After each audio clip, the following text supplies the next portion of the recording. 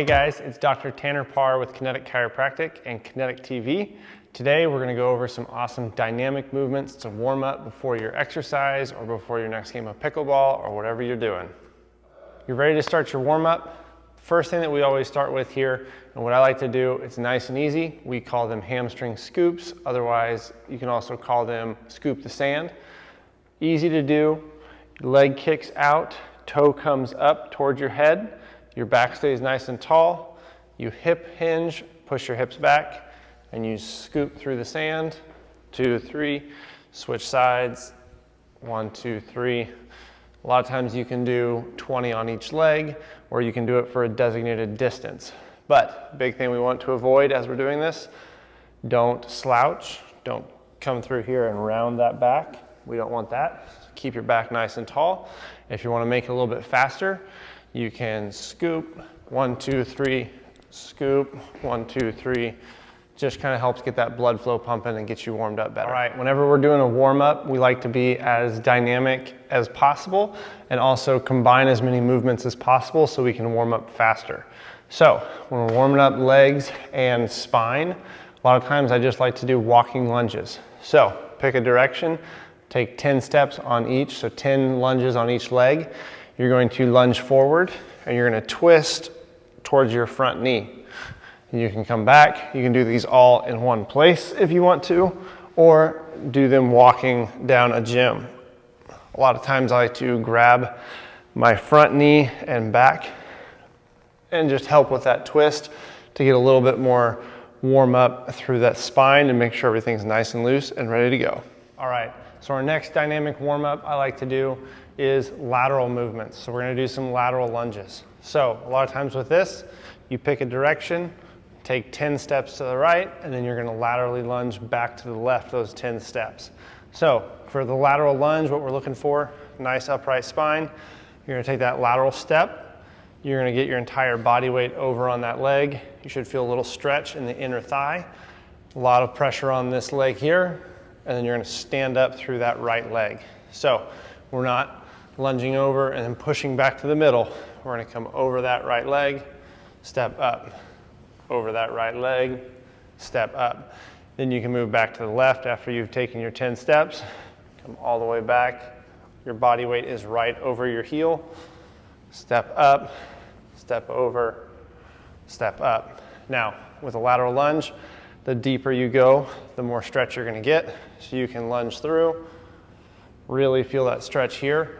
What we want to avoid is, again, leaning way over or shifting your knee way over your toe. Make sure your knee stays in line with your toes and they're pointing in the same direction.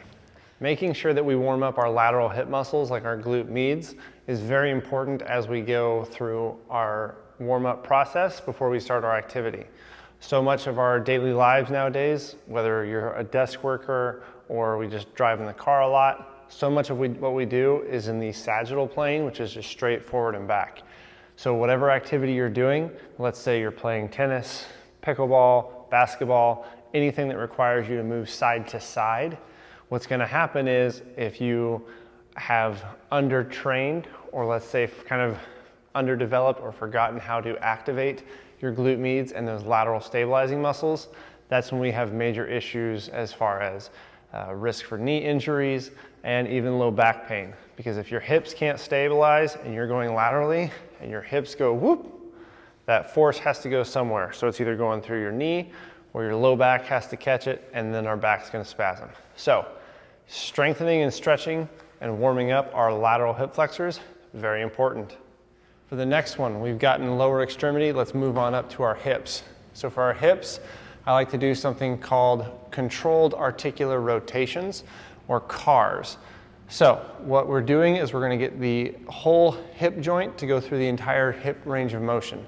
If you can do this against the wall or have something to stabilize yourself, that's probably better so we don't lose our balance. Or if you don't have anything like that, you can also do it standing. Just be aware you have to do one-legged stance and kind of hold your balance. So your knee, let's start with our left leg first, is going to come straight up as high as you can. You're going to come out to the side. Your leg is going to kick back. You're going to come back around and through. and you're taking that whole hip joint and rotating it through that capsule just to make sure all those muscles are ready and warmed up. So we'll do we'll do 5 on each side and then move over to the other side. Again, if you're doing this standing, make sure you have a buddy that can help balance you, or you're good with balance. Bring that knee straight up, out to the side. Your foot comes back and around and through. Everything is slow and controlled through that controlled articular rotation. Give it a shot. All right, you just completed the C.A.R.S warm up for your hips. Now you're gonna do the controlled articular rotations for the shoulder. Start with one arm, thumb pointing forward. You're gonna bring that straight forward as far as you can. When you feel like it stops, you're gonna open your palm up, bring that shoulder all the way through, just testing the entire range of motion and testing that capsular ligament or capsular limitations, excuse me, as we go through there. Same thing on this arm, thumb points forward, come straight up as high as you can until you stop, open that palm, bring that shoulder around. Do 10 on each side, get shoulders nice and loose before we get going. Good old-fashioned arm circles. You can do tight, short arm circles, or you can do big arm circles just to test that range of motion a little bit more. If you really want to test your brain, you can do alternating arm circles and come through opposite and do the opposite direction. That can kind of mess with your brain, so it's fun to give it a try. For this next one, it's not so much of a dynamic movement as it is just a really nice stretch to kind of loosen everything up before we get moving. For our mid-back, sometimes the mid-back can be really pesky and hard to get. So a lot of times we like to use a nice opening stretch. So there's 2 different ways to do this. You can fold your hands across, thumbs pointing down, interlock your fingers, and you're gonna push your hands straight out in front and just reach as much as you can. And that is going to open up your shoulder blades in the back and help get that nice stretch through that back. The other option for doing this is if you have a doorway or if you have something to hang on to, you can grab a hold of that, walk your feet backwards and lean back and allow that stretch to pull through that back. This is a good stretch to kind of get everything loosened up and warmed up before you jump into your activity. So we just went through all these dynamic stretches. Most all of these work really well for just a general good body warm-up. They can even be good as just a daily routine to add in daily to keep moving, keep yourself limber, and before you just start your day. However, if you are doing an activity that is a little bit more strenuous, or you know it is a little more taxing on your body in specific areas, make sure to take a little bit more time to get that area really warmed up and loosened up before you start your activity. And here's a good baseline. I hope this helps get you started. And if you have any questions or if you want to know any more specific stretches, leave us a comment and we will make a video for you. Have a good one.